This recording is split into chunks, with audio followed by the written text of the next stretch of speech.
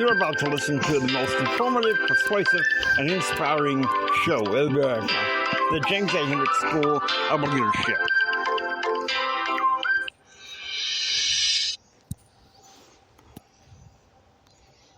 Hello, everybody. Happy Monday.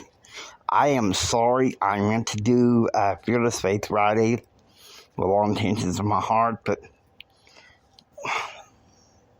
for a little over a week, I went through a crisis where, we had an Arctic front here at West Texas where the pipes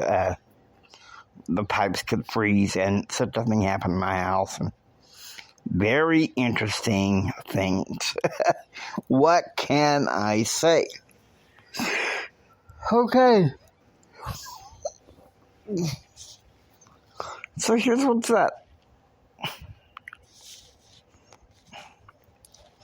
I want to talk to you about a concept, and this is all around one news story today. America with a C or America with a K. I'll worry about whether I'm about to cross that line. I remember it was the spring of 1987. That series had come out, and I was in... Okay, get this. This may seem kind of weird. I was 17 years old, 8th grade.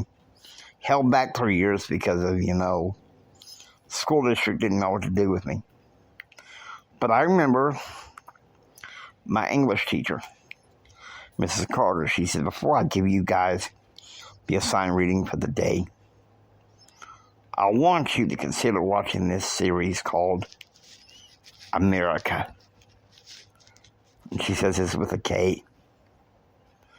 She said, because I worry that if we're not careful, our rights will be stripped away, and America, as we know it, will not be anymore. Could be under a foreign power. Now, this is some updated news from Forbes magazine.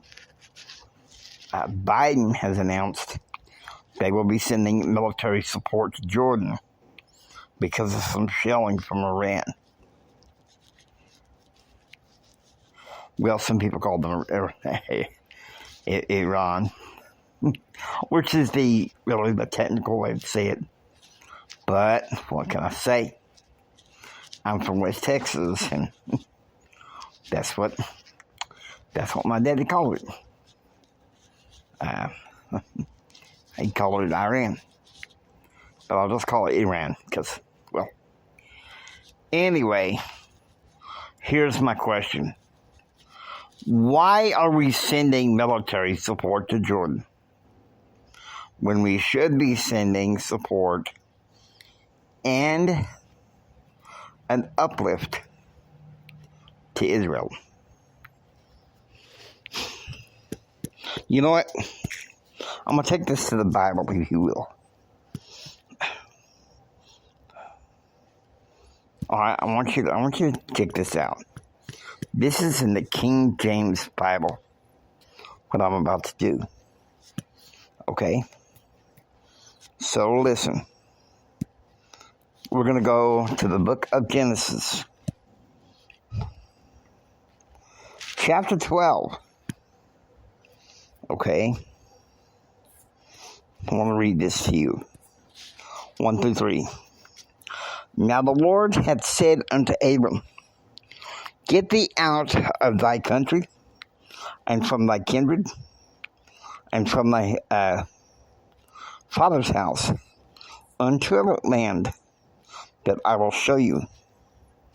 And I will make of thee a great nation, and I will bless thee, and make thy name great, and thou shalt be a blessing. Verse 3. This is something we in America should be taking heed right now. And I will bless them that bless thee, and curse him that curseth thee. And in thee shall all the families of the earth be blessed. The Abrahamic covenant, the beginning of patriarchal Israel. Okay? Now I'm going to say something I know is probably going to get me in trouble with both sides of the aisle. But this is my belief as a member of the Church of Jesus Christ of Latter-day Saints. America should be joined to the hip with Israel, supporting them. But we have a president who, no doubt, is a buffoon and a puppet. I don't know if any of you have seen some of the videos of him, some of the stuff they said in private gatherings. Folks, he don't want the presidency anymore. He's tired. He's cursing a blue streak about it. That tells you right there, he was propped up.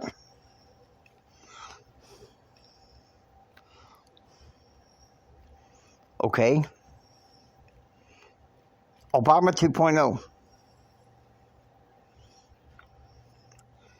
Now listen, I'll tell you who I support in the primaries. I support Trump. But my granddaddy taught me one thing. Politics is a dirty game. A lot of dirty tactics are being done.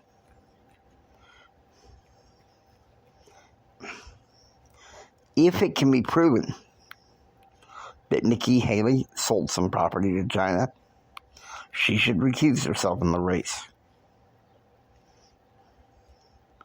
It's another version of Trump versus Clinton. You ask me, it may end up that way on the Democratic side.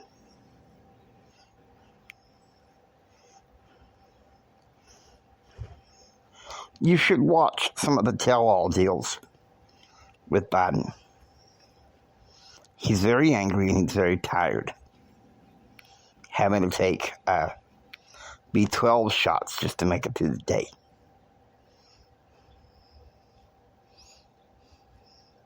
And I know he probably has to take naps during the day.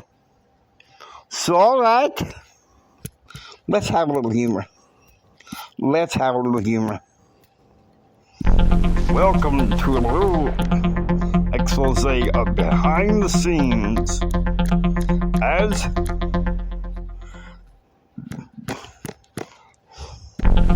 President Joe Biden meets with a possible foreign minister from Jordan.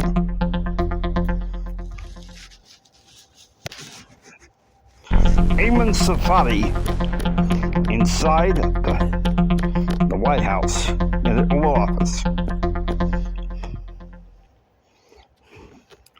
Like I said, Mr. President, I appreciate your support.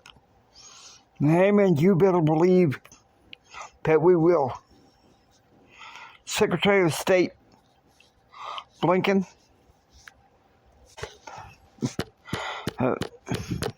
Secretary of State Blinken,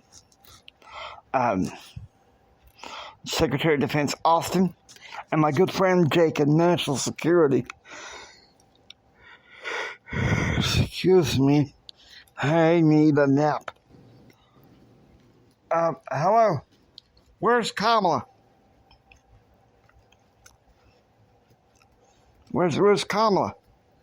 She's at the Capitol right now, Mr. President. Dang it, I need a nap and some ice cream.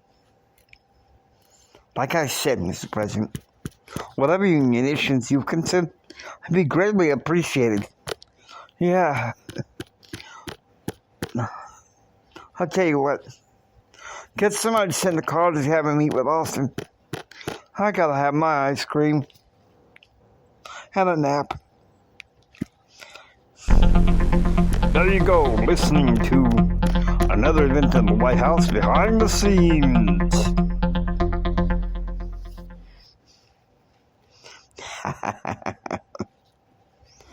Look, I don't like how Biden confides that he's tired to some of these groups. They have it posted on YouTube. Okay, maybe it's done by his enemies, okay? But it's poor class. A lot of what's being done in politics in both parties is low class. All right, look, I don't like war any more than any one of us. You know that. I'm not a warmonger. And you may say, but Jimmy, why all of a sudden are you favoring some kind of support for those in Ukraine? I have a personal interest. I have a friend of mine from church who occasionally teaches Sunday school that's from the Ukraine. Her heart goes out to her family there. Look, yes, I back America first. I back America first. But can we enter a little bit of feeling into politics? Can we enter in a little bit of love and care? Special shout out to my friend Carter. Okay? He and I kind of agree about that. Because politics, I mean, it always has been. My granddad always once told me when I was a kid, because I had political aspirations, he said, James, son, politics is a dirty dog-eat-dog world. Any dirt that they got on you, they'll dig it up. But you know what? You do have to be thick-skinned to have a career in politics. And there was a time I wanted it. I wanted it so bad. But too much got in the way, and God gave me a new career trajectory.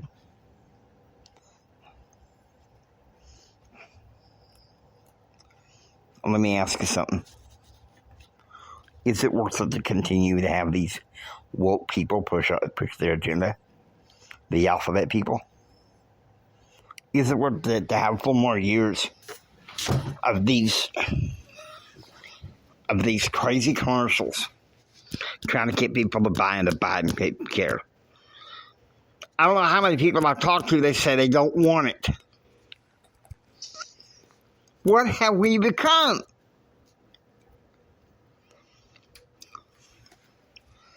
America has become a bunch of degenerate hyenas after the corpse of this country.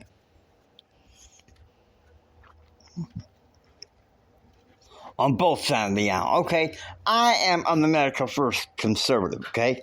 I am.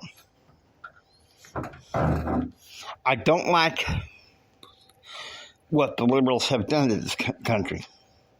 Not the current definitions of the liberals, where the alphabet people have to have preference, where limited health care is being rammed down our throat. We are better than this.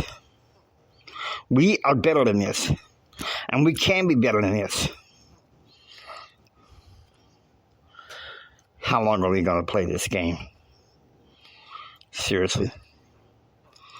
We can do better than this. Guys, we're supposed to be the land of the free, the home of the brave.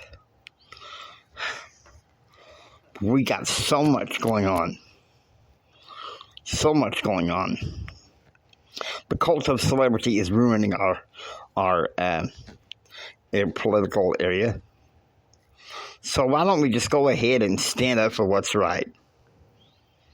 Civics lessons, idiots. Now, I'm not talking about calling my audience idiots. I'm talking the talking heads on both sides of the aisle. We'll take a break on this. If you're here to listen to woke people to try to push in America, we say Get the hell out.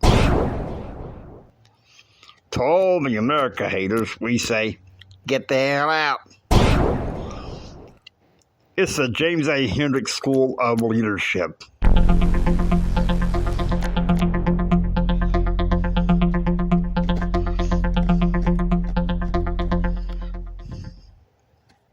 How many of you guys have heard the story that Biden is sending in federal troops to take over the National Guard and to tear down some of the wire to the Texas border? And so Greg Abbott is doubling up the National Guard to put up the fence there, saying, Biden, hell with you. We're not going to put up with this. Listen, that's why I want Trump. We need to take our sovereignty back. Because if we can't take our sovereignty back, I'm really concerned that this country is going to split in two.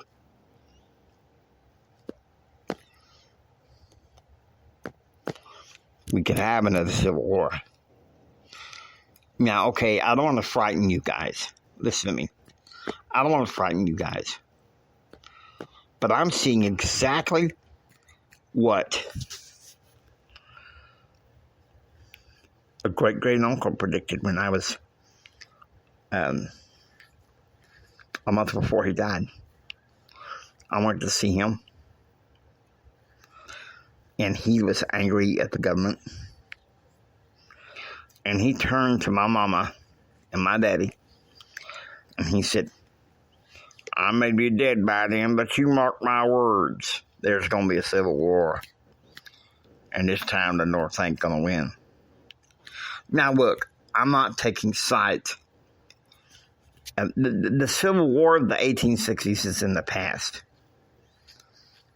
To be honest with you, I was on the side of the North against slavery. But I was on the side of the South regarding states' rights. And the Civil War really wasn't over slavery. It was over states' rights.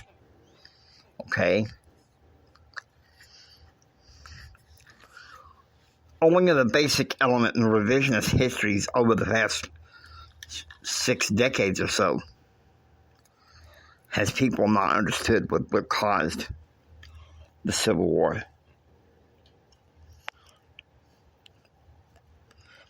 It's easy to think.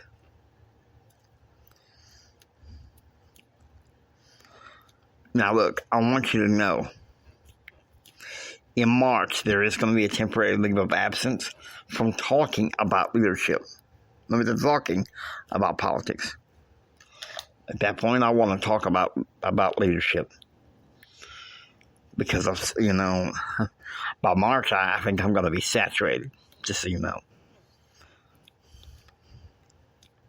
But now listen, we're going to have to be the ones to help save this country, help save this republic. Now, both parties are saying that we're a democracy, okay? We've been schooled to believe that. But, hello, let's get schooled again.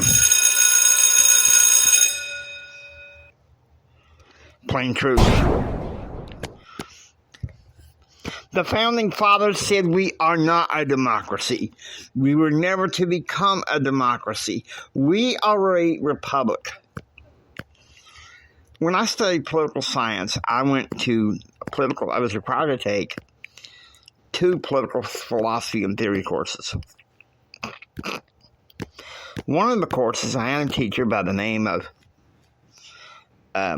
Abraham Mendelsohn.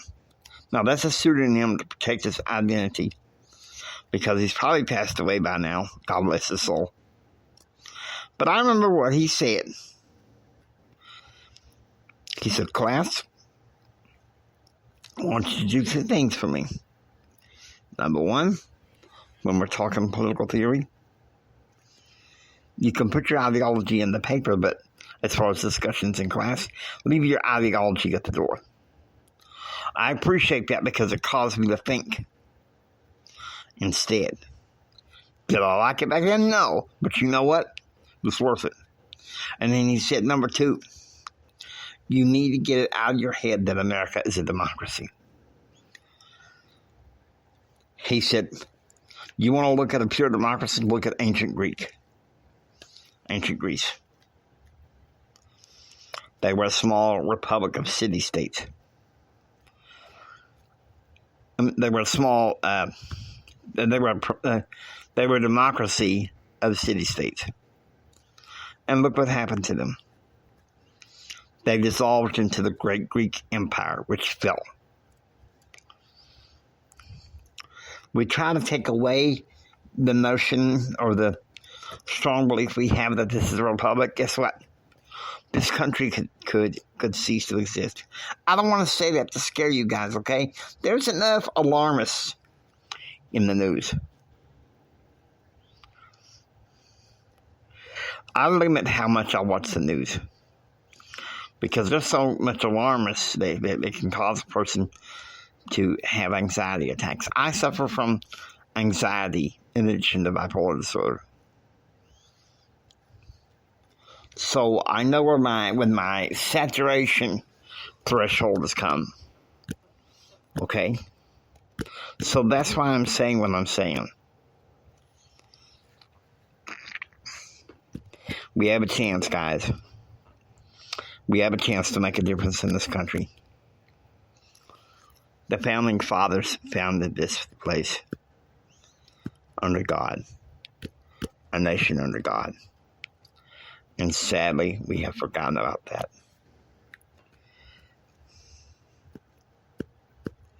You know what Benjamin Franklin said at the end of the Constitutional Convention? When a lady turns to him and asks, so what do we have now with this new Constitution? Franklin said, a republic, if we can keep it. Folks, we have to keep it. Okay, listen to me. I know this is very sobering. I don't like having to do this. I'm much rather talk about hope. And I think there can be hope. But in order for us to have hope, we have to wake up. We have to wake up. And I wish I had done Fearless Faith Rowdy, but I had so much personal crisis in my life that I had to take care of those. But now that I'm back to somewhat equal footing, this Friday I will do Fearless Faith Rowdy, but I just got to figure what the topic is going to be about. I may consult my good friend and life consultant, Marie. She's a good friend of mine. But listen, guys, we got to do something to save this country. It scares me what we're going through. It scares me. Guys, how long are we going to sit there and suffer? And let the liberals and the wokes and those people take it away. I don't want us to descend to that. I don't want us to descend to anarchy. We have to fight to take it back. But you know what I also think? If America is to have any hope, we need to get it back to God and back to Jesus Christ. This country once was a great Christian nation, but we've forsaken that. We've forsaken that for pettiness and reactiveness. In my past, I had some people that I thought were good friends. And one of them that I thought was like a rock was a friend of mine by the name of Jim Bob. And when I first met him, I thought that he was a strong man in Christ, because he would tell me that God was our only hope. But for some years after his mother died, he started drifting away. he started abandoning some of the principles he stood on and believed in. We grew up. It was painful. But you know what? If we don't get away from the reactive pettiness in our lives, then I'm sorry. We're going to have to be firm. If we don't get away from that, it's going to be lights out for this country. I'm serious.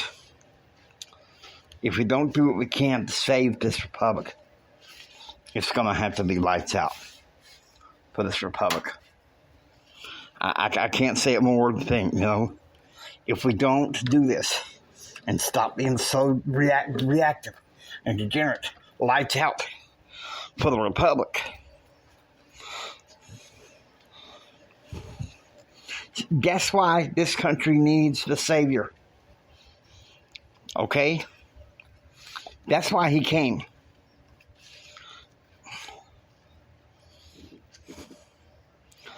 That's why he came. And I worry about that. Because this country means a lot to me. And I hate to see it destroyed by the current powers that be. I know how we feel about the election 4 years ago. But I think it was ordained of God so that we could wake up. Jimmy, you can't be serious. What are we descended to as a country? A people that can't put their trust in God? A people that thinks that, well, it's all on us or it's dead meat. If we rush as a mighty army to defend this country in temporal and spiritual, we can do it. We can save it together.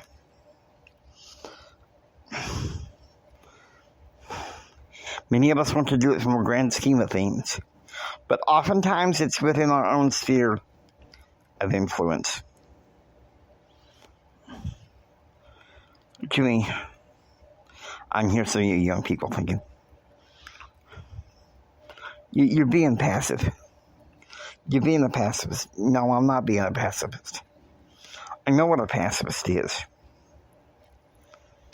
I know what that does.